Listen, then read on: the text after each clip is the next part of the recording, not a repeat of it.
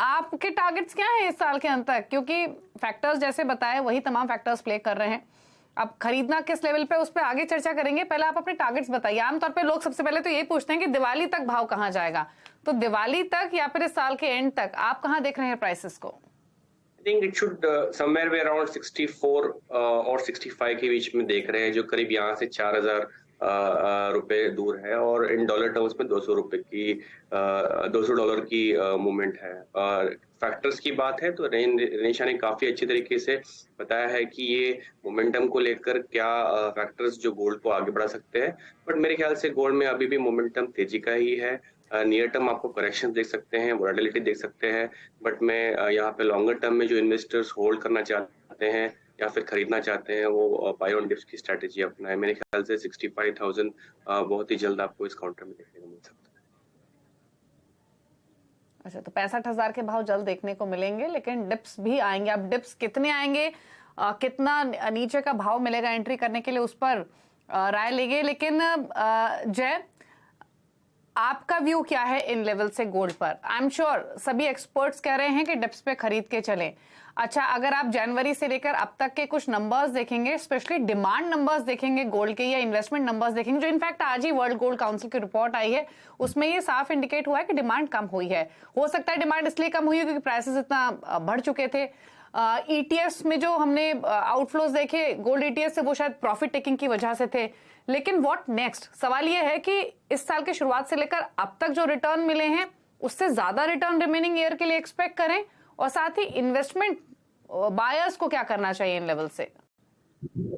जी दीपाली, देखिए मैं आपका सवाल दो पार्ट में लेना चाहूंगा। देखिए, अगर हम 2023 की अगर बात करें तो जो एक पॉजिटिव मोमेंटम बना था कि शायद अब यहाँ पे फेडरल रिजर्व अब रेट बढ़ाना रोक देगा, क्योंकि जब एसवीबी का क्राइसिस आया तो ये बहुत चर्चाएं हो रही थी कि शायद फेड ओवर टाइटनिंग कर रहा है और उसे इंटरेस्ट रेट हाइक पॉज कर देना चाहिए। तो जब उस तरह के इंडिकेशंस आए तो हम लोगों ने गोल्ड में गिरावट देखा, जिसके कारण जो पिछला 4 महीना रहा है वो काफी वॉलेटाइल रहा है।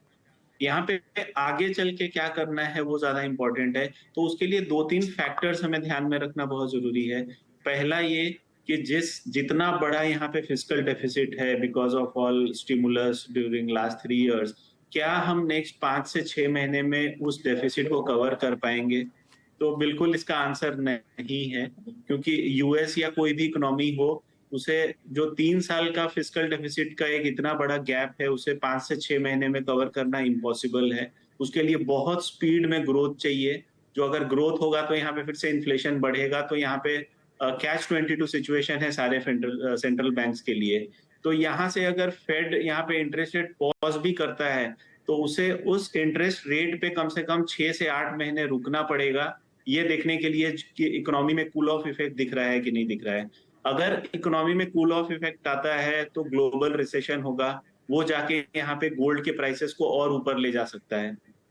तीसरा फैक्टर है जहां पे आप देखें कि जो डी डॉलराइजेशन की बातें चल रही हैं, अगर आप डॉलर को आज डॉलर का सब्स्टिट्यूट कोई करेंसी अवेलेबल नहीं है। यूरोजोन यूरो ट्राई कर चुका है, वो सक्सेसफुल नहीं रहा।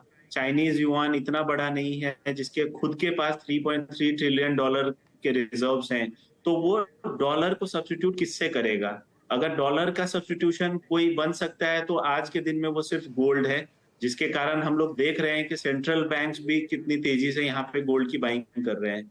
तो आई थिंक ये तमाम फैक्टर्स को अगर हम लोग एक जगह कोलेट करें तो 2023 is going to be the year for gold and silver. और प्राइसेस यहाँ पे डिपेंड करता है बहुत कुछ हमारे घरेलू मार्केट में करेंसी मूवमेंट्स पे भी। तो मुझे on a conservative side next 5 से 6 महीने में आई थिंक करंट लेवल से 3 से 4 हजार रुपए का तेजी लग रहा है, जो अराउंड 64,500 हो सकता है।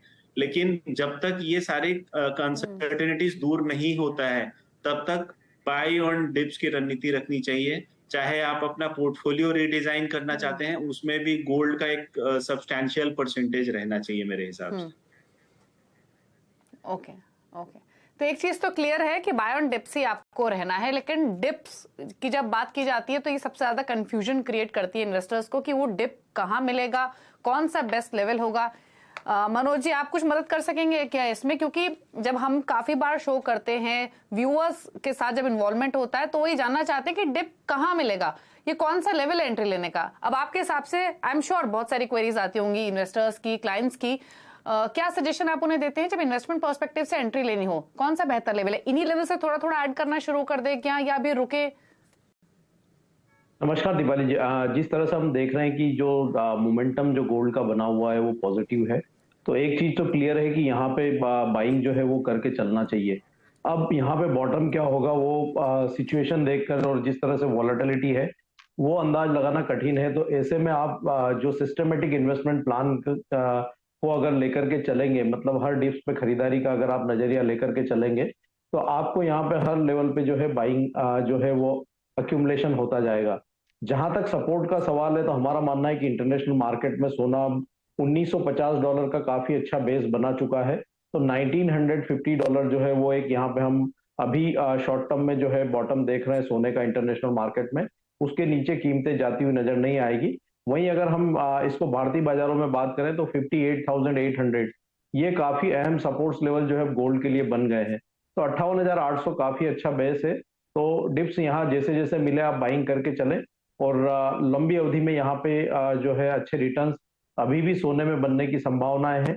शॉर्ट टर्म की अगर मैं बात करूं 1 से 2 महीने की, तो यहाँ 64 से 65,000, और जहां तक आप दिवाली का अगर पूछ रहे थे तो वहां तक की अगर हम बात करें तो 68,000 तक के स्तर भी जो है भारतीय बाजारों में देखने को मिल सकते हैं। तो अभी भी यहाँ से अच्छे रिटर्न्स बनने की संभावनाएं हैं। तो डिप्स में खरीदारी जो है वो प्रेफर रहेगी, और बेहतर होगा कि आप सिस्टमेटिक इन्वेस्टमेंट प्लान SIP के मोड में यहाँ पे निवेश करें, ताकि आपको हर गिरावट पे भी निवेश करने का मौका मिलेगा और आपको एवरेज में जो है रिटर्न्स वो काफी बेहतर मिलते हुए नजर आए। ओके, तो SIP मोड से इन्वेस्टमेंट शुरू करें, इन्वेस्टमेंट करनी है, पैसा बनेगा, ये हमारे चारों एक्सपर्ट्स मान रहे हैं। अब ये पैसा लगाना कहाँ है, इसमें ये रनीशा से पूछ लेते हैं। रनीशा बताइए, इन्वेस्टमेंट की बात की जाती है तो आप तो बहुत सारे चॉइसेस इन्वेस्टर्स के पास हैं, लेकिन आपके हिसाब से कहाँ, किस मोड में पैसा लगाना चाहिए अगर लॉन्ग टर्म विजन लेकर कोई चल रहा है तो? मुझे लगता है कि गोल्ड में अगर इन्वेस्टमेंट करना है आपको, तो एटलीस्ट 1 ईयर का तो एटलीस्ट व्यू रखिए कि आप 1 साल तक होल्ड करेंगे। एंड किसी का 5 साल तक का व्यू रहता है, किसी का 10 साल तक रहता है। जो 1 साल तक इन्वेस्ट करना चाहते हैं उनके लिए 2 ऑप्शंस मुझे लगता है काफी सही रहते हैं। वो है gold ETFs and digital gold, जहाँ पे SIP की जा सकती है, क्योंकि यहाँ पे लमसम इन्वेस्ट करना थोड़ा रिस्की हो सकता है। तो SIP स्टार्ट कर सकते हैं। अगर आपका मीडियम टर्म व्यू है 4 to 5 years, तो फिर आई वुड से आप थोड़ा फिजिकल गोल्ड भी लेके रख सकते हैं। एंड थोड़ा और लॉन्ग टर्म व्यू है 8 से 10 साल का, तो sovereign gold bonds I would say is the best strategy to stay invested, जिसमें आपको ज्यादा रिटर्न्स मिलते हैं। तो ओवरऑल SIPs किसी भी मोड में आप कर सकते हैं, फिजिकली बाय करें या डिजिटली बाय करें, कोई भी मोड में आप बाय करें, तो SIP is the best way to stay invested in gold. Okay, अच्छा, संक्षेप में रनीशा, आपने 15-20% के रिटर्न की बात तो कही, लेकिन दिवाली तक एक लेवल जो आप देख रही हैं MCX गोल्ड पर? क्या 15-20? Sorry, I didn't get your question. Diwali तक लेवल क्या देख रही हैं MCX गोल्ड पर? जी, मुझे लगता है ओवरऑल इस साल के एंड तक हम $2,400 तक की लेवल टच होते हुए देख सकते हैं। तो दिवाली तक एटलीस्ट $2,300 में मैं देख रही हूँ। MCX में मुझे लग रहा है मेरा लॉन्ग टर्म टारगेट जो है वो 70,000 का है। तो मैं दिवाली तक एटलीस्ट 67,000 to 66,000 तक के टारगेट्स देख रही हूँ। ओके, 66 to 67,000 तक के टारगेट्स हैं। प्रथमेश ने और जय ने बताया हमें 64 से 65,000 तक के टारगेट। अच्छा प्रथमेश, आपने दिवाली तक की बात तो कही, डिप्स पे बाय करने की भी सलाह दी, लेकिन अगर यहाँ से कोई इमीडिएट स्ट्रैटेजी लेकर चलना चाहे, हम इन्वेस्टमेंट की बात नहीं कर रहे हैं, हम अगले 1-2 हफ्ते या 1 महीने का विजन की बात कर रहे हैं, तो एक बड़ा इवेंट था जो ऑलरेडी हो चुका है, अब आने वाला इवेंट थोड़ा सा दूर है। अगर हम फेड पर्सपेक्टिव से देखें तो बाकी जो डेवलपमेंट्स होती रहेंगी डेटा वाइज वो तो इंपॉर्टेंट रहेगी ही, लेकिन अभी यार नियर टर्म रेंज आप क्या देख